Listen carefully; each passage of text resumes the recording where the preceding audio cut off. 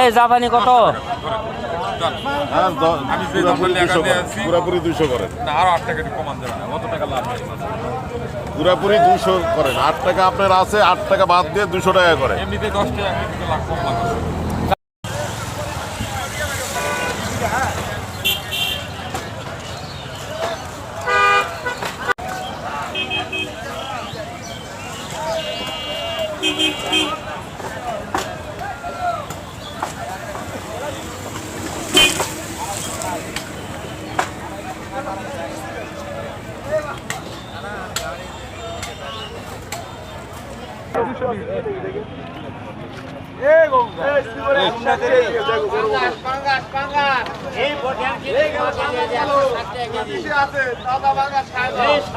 বাজারের মধ্যে পাবেন না কিন্তু।